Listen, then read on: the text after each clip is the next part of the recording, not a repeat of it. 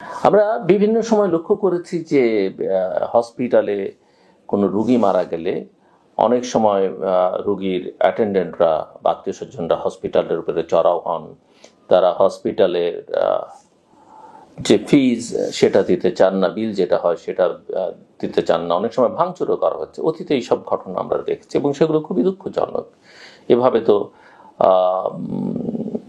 চিকিৎসা কার্যক্রম চলতে পারে না, একটা হসপিটাল একটা চিকিৎসালয় চলতে পারে না। যাই হোক, সেই প্রসঙ্গে না যাই, অনেক সময় তৃতীয় মাত্রা এগুলো নিয়ে আলোচনা হচ্ছে। তো এই বাচ্চাটি মারা যাবার পরে তার আত্মীয় স্বজনরা হসপিটাল কর্তৃপক্ষকে বিল যেটা হচ্ছে সেটা কমাবার জন্য অনুরোধ করলেন এবং যতদূর আমি জানলাম যে অর্ধেক বিল তারা কমিয়ে দিয়েছে। অনেক সময় সেটা হসপিটাল করে কেউ মারা গেলে এবং তাদের আর্থিক অবস্থা যদি ভালো না থাকে। এই আলোচনা করবার মাঝখানেই রোগীর অ্যাটেন্ডেন্টরা একটা ফোন এনে ধরিয়ে দিলেন হসপিটালের ডিরেক্টরকে এবং সেই ফোনটি একজন বহুল আলোচিত সমন্বয়কের, যিনি ইতিমধ্যেই এই রাজনৈতিক নেতায় পরিণত হয়েছেন, একটি রাজনৈতিক দলের নেতৃত্ব আছেন, নতুন রাজনৈতিক দলের। তিনি ফোন করে খুব ধমক ধমক দিচ্ছেন, এদের থেকে কোনো টাকা নেওয়া যাবে না, বিল নেওয়া যাবে না। তো হসপিটালের ডিরেক্টর বলছেন যে আপনি এইভাবে কথা বলছেন কেন? আমরা তো নিয়মের মধ্যে থেকে যেটা সম্ভব, এবং আমরা হসপিটাল চালাবো কিভাবে, ডক্টরসদের এই যে বেতন ভাতা, স্টাফদের সেটা কিভাবে দেখব, ঔষধের পয়সা কোথেকে দেবো, এগুলো বলবার টলবার পরে ওই নেতা বা সমন্বয়ক, অত্যন্ত পরিচিত মুখ, তিনি বলছেন আমার সঙ্গে 5 তারিখের পরে এইভাবে কথা বলে না কেউ, আপনি এভাবে কথা বলছেন কেন?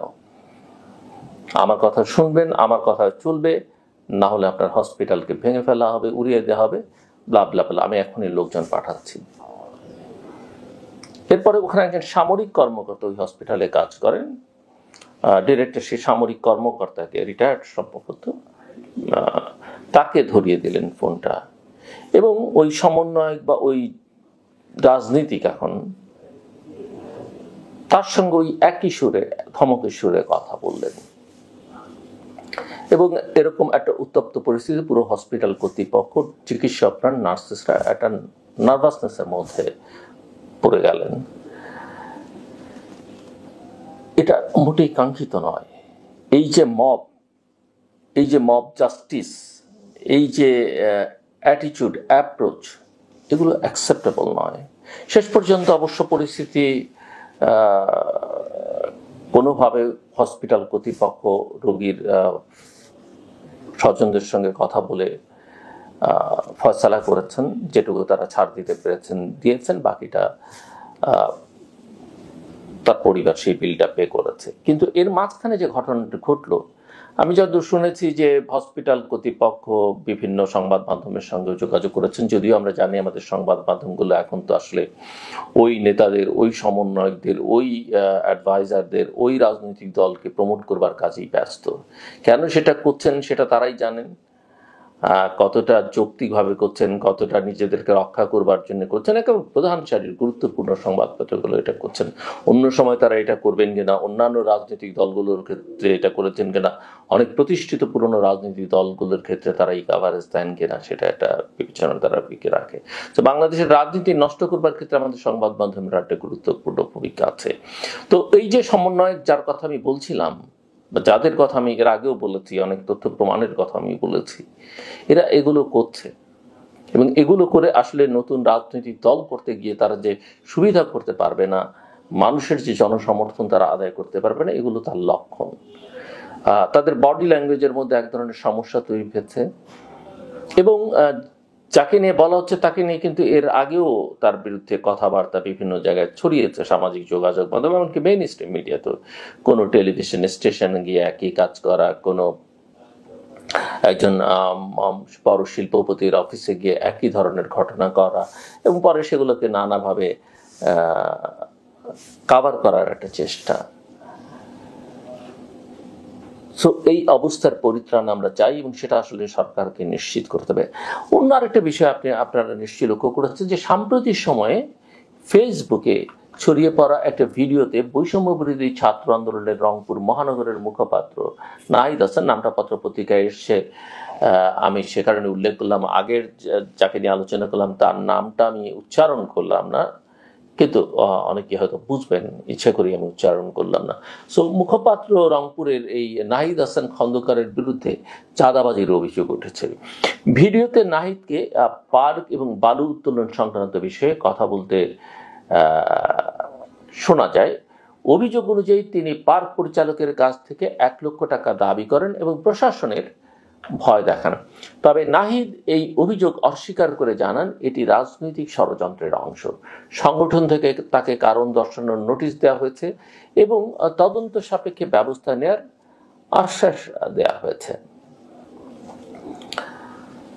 রংপুরের পুলিশ সুপার বিভিন্ন সংবাদ মাধ্যমকে জানিয়েছেন যে কানাডা প্রবাসী এক ব্যক্তি ইকো পার্ক নির্মাণে চাঁদাবাজির অভিযোগ এনেছিলেন, তবে আনুষ্ঠানিকভাবে অভিযোগ দায়ের করেননি।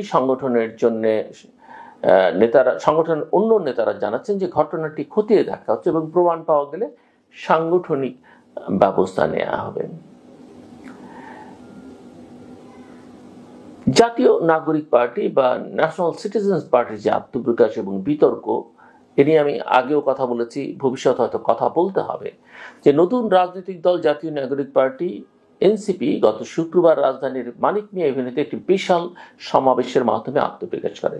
তবে ওই সমাবেশ নিয়ে বিতর্ক উঠেছে, কারণ বিভিন্ন জেলায় সরকারিভাবে বাস রিকুইজিশন করে সমর্থকদের ঢাকায় আনা হয়েছে বলে অভিযোগ উঠেছে। সামাজিক যোগাযোগ মাধ্যমে আমরা সেই অভিযোগ দেখেছি, পত্রপত্রিকায়ও সেই অভিযোগ এসছে।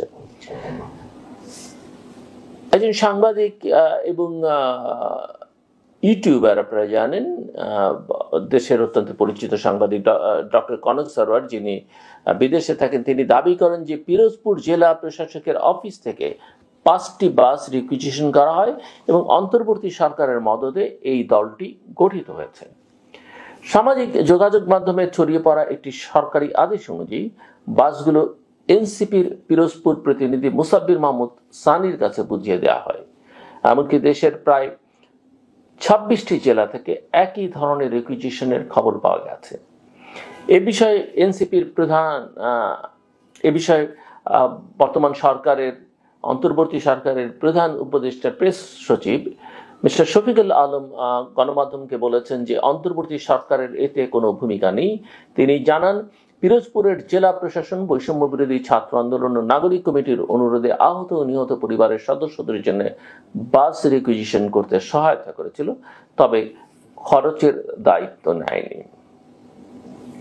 এটা হচ্ছে অন্তর্বর্তীকালীন সরকারের ব্যাখ্যা।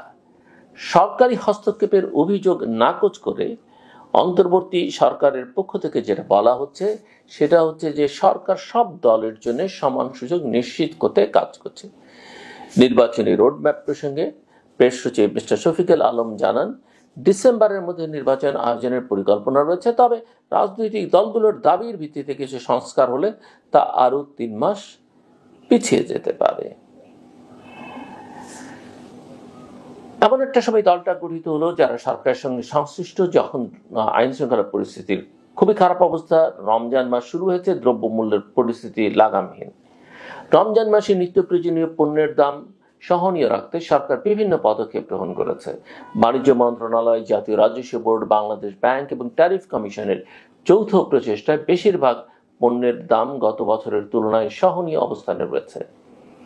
সরকারের পরিকল্পনা অনুযায়ী এগুলো সরকারের দাবি, তেল সহ গুরুত্বপূর্ণ পণ্যের সরবরাহ বৃদ্ধি করা হবে যাতে বাজারে স্থিতিশীলতা বজায় থাকে।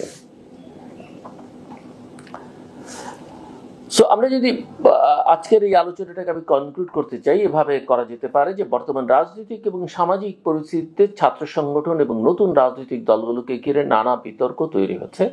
একদিকে ছাত্র সংগঠনের নেতাদের বিরুদ্ধে চাঁদাবাজির অভিযোগ উঠেছে নতুন ছাত্র সংগঠন, অন্যদিকে নতুন রাজনৈতিক দলের আত্মপ্রকাশকে কেন্দ্র করে সরকারি পৃষ্ঠপোষকতার অভিযোগ সামনে এসছে। তবে সরকার এ ধরনের অভিযোগ নাকচ করে লেভেল প্লেইং ফিল্ড নিশ্চিত করবার প্রতিশ্রুতি দিয়েছে। একই সঙ্গে রমজানের দ্রব্যমূল্য সহনীয় রাখতে বিভিন্ন পদক্ষেপ নেয়ার আশ্বাস দেওয়া হয়েছে। আইন শৃঙ্খলা পরিস্থিতি নিয়ন্ত্রণে আনতে মধ্যরাতে স্বরাষ্ট্র উপদেষ্টাকে সংবাদ সম্মেলন করতে হচ্ছে। পরিস্থিতির আমরা উন্নতি চাই যে কোনোভাবে। আমরা